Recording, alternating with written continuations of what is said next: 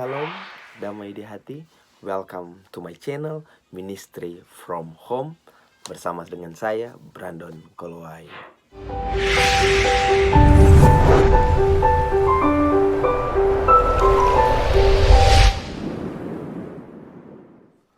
Shalom, damai di hati. Selamat datang dalam pelayanan dari rumah aja Ministry from Home bersama dengan saya Brandon Kolowai. Dalam konten saat ini saya ingin memberikan nasihat, masukan, saran sebagai anggota jemaat bagi para hamba Tuhan yang saat ini lagi tenar, yang lagi heboh, yang lagi luar biasa beradu argumen di media sosial, khususnya di YouTube, berkaitan dengan kuasa cessationism or continuism. Bagaimana, apakah kuasa Allah tetap bekerja sampai hari ini atau tidak, ya. Begitupun dengan authority of God. Apakah authority of God, kewibawaan Allah itu nampak dalam authority of pastor or someone, ya, seperti yang banyak mendapatkan kritikan bagi pendeta Niko, ya, dan saya sebagai anggota jemaat ingin memberikan nasihat, masukan, saran bukan hanya bagi pendeta Niko, tapi juga bagi para pendeta yang mengkritik pendeta Niko, ya, yaitu diantaranya pendeta Stephen Tong, pendeta Esra Soru, pendeta Gilbert yang juga merupakan pendukung pendeta Niko, atau siapapun, ya, pendeta-pendeta terkenal. Dan oleh karena itu saya ingin mengajak kita semua untuk membaca Alkitab dalam kitab Korintus, ya, surat Paulus kepada jemaat Korintus, 2 Korintus pasalnya yang kedua, ayatnya yang ke-17. Demikian bunyinya: sebab kami tidak sama dengan banyak orang lain yang mencari keuntungan dari firman Allah.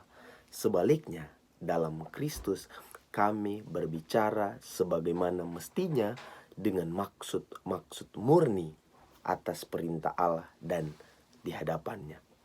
Sekali lagi, saya ingin membacakan dengan tempo yang sesuai dengan tanda baca dalam Alkitab, Lembaga Alkitab Indonesia. 2 Korintus pasal 2 ayatnya yang ke-17. Sebab kami tidak sama dengan banyak orang lain yang mencari keuntungan dari firman Allah.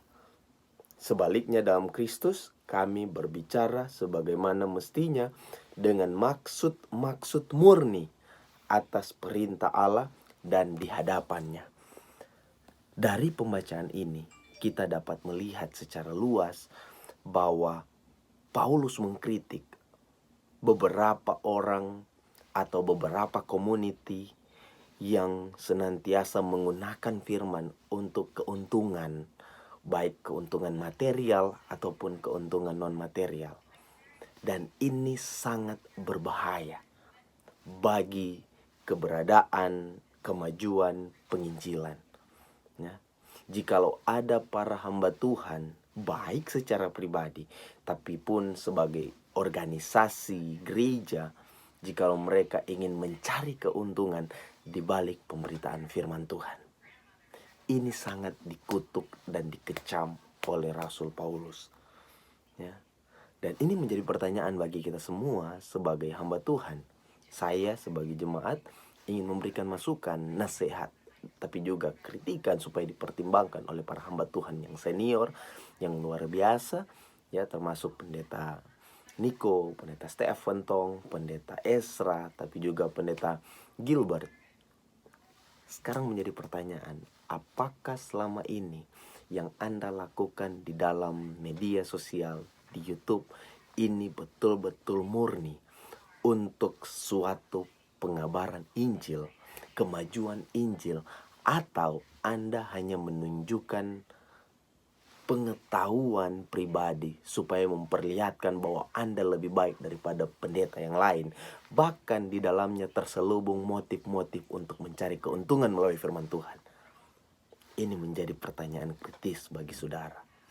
Ya, bahkan juga pendeta-pendeta yang lain yang saya tidak dapat sebutkan satu persatu. Ya.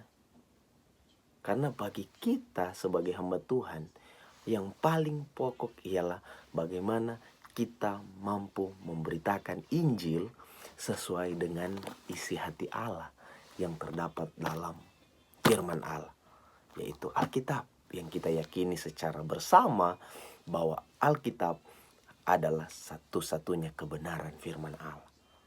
Ya. Dan siapa objek pemberitaan kita? Objek pemberitaan kita ialah diri kita sendiri dan jemaat yang kita layani, di mana Tuhan mengutus kita, di mana Tuhan memanggil kita untuk memberitakan firman Allah. Hati-hati jikalau kita sudah memiliki motif untuk mencari keuntungan di balik firman Allah. Itu yang pertama. Hal yang kedua yang ingin saya bacakan bagi kita semua ialah dalam surat 2 Petrus. 1 Petrus pasal 5. 1 Petrus pasal 5. Ayatnya yang pertama hingga ayatnya yang ke-5 ya. Atau ayatnya yang ketiga aja ya, 1 sampai 3 supaya ini lebih dibatasi pokok persoalannya sebagaimana konten ini saya buat ya. Aku menasihatkan para penatua di antara kamu. Aku sebagai teman penatua dan saksi penderitaan Kristus yang juga akan mendapat bagian dalam kemuliaan yang akan dinyatakan kelak. Gembalakanlah kawanan domba Allah yang ada padamu. Jangan dengan paksa, tetapi dengan sukarela, sesuai dengan God's will, kehendak Allah.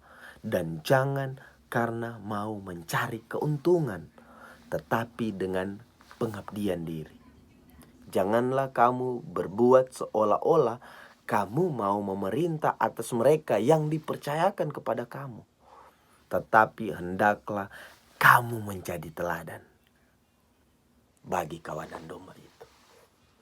Saudara-saudara, Petrus yang diakui sebagai penulis dalam surat Petrus ini menyarankan ya kepada penatua di mana surat ini ditujukan supaya mereka dapat mengembalakan kawanan domba dengan penuh pengabdian diri dan dengan penuh keteladanan.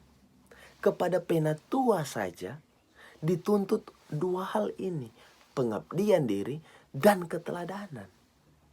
Bagaimana kepada kita sebagai para pastor, gembala, pendeta, siapapun sebutan kita, ketika kita memimpin umat, kita dituntut lebih daripada hanya sekedar pengabdian diri dan keteladanan. Ya, apa yang dituntut bagi kita, saudara? Seperti yang Yesus katakan, ya, take up your cross, ya, pikul salibmu, deny yourself, menyangkal diri, and follow me, follow Jesus, ikut Yesus. Sekarang persoalan, apakah ketika engkau menjadi pendeta, gembala, pastor, apapun sebutan bagi saudara yang memimpin jemaat, apakah engkau dipanggil untuk mengkritik satu dengan yang lain? Apakah engkau dipanggil untuk menjatuhkan satu dengan yang lain? Atau apakah engkau dipanggil untuk memberitakan kebohongan, memberitakan kesesatan, memberitakan Injil yang palsu, memberitakan suara-suara yang seolah-olah membawa otoritas Allah? Ingat, otoritas Allah itu nampak di sini dalam firman Allah, yaitu Alkitab. Ya. Saya tidak menghakimi apakah engkau punya mimpi, apakah engkau punya penglihatan dan itu tidak benar. Saya bukan orang yang mampu menghakimi tersebut. Namun, sebagai hamba Allah, mari kita menahan diri dari segala pemberitaan-pemberitaan kita yang akan menimbulkan percecokan, yang akan menimbulkan perdebatan, yang akan menimbulkan perselisihan. Tapi sebagai hamba Tuhan, mari kita menyuarakan suara-suara pastoral. Suara-suara bagaimana Kristus yang diutamakan. Bagaimana firman Allah yang menghidupkan, memberikan pengharapan dengan penuh kasih dan kelemah lembutan. Ini yang harus menjadi prinsip bagi kita sebagai orang percaya, sebagai pemimpin jemaat, supaya kita sungguh-sungguh menguatkan jemaat kita, supaya kita sungguh-sungguh memberikan pengharapan kepada jemaat kita, apalagi ketika kita menghadapi pandemi COVID-19 ini. Sebuah krisis secara global yang harus kita hadapi bersama. Sehingga saran saya bagi para hamba Tuhan yang terkenal di YouTube, di sosial media, yang dapat saya sebutkan yaitu Pendeta Niko, Pendeta Stephen, Pendeta Ezra, Pendeta Gilbert, dan pendeta-pendeta yang lain. Saya hanya seorang jemaat. Saya menyarankan, marilah kalian sebagai hamba-hamba Tuhan yang senior, perhatikanlah kedua bacaan yang sudah saya sampaikan ini. Ya, sebagai hamba Tuhan, jauhkanlah motivasi atau ego personal kalian untuk mencari keuntungan dari firman Allah. Jauhkan itu. Sehingga firman Allah yang kalian beritakan itu murni karena perintah Allah dan karena kuasa Roh Kudus menuntun saudara untuk memberitakan who is Jesus Christ. Siapa Yesus Kristus. Dan yang kedua ialah Anda dipanggil untuk mengabdikan diri.